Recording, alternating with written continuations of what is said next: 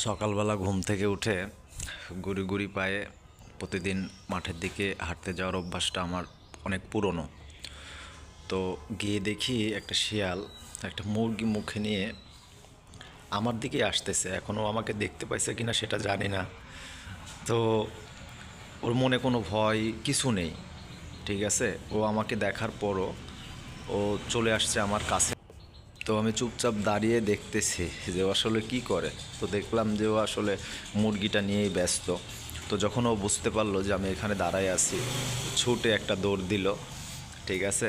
তো আমি অনেক চেষ্টা করার পরও আরও আসলে ওর পিছু নিয়ে ওকে আর আমি ধরতে পারলাম না। তো অবশেষে একটু পরে দেখি যে আসলে ও মুরগিটিকে ছেড়ে দিছে, ধরে রাখতে পারে নাই।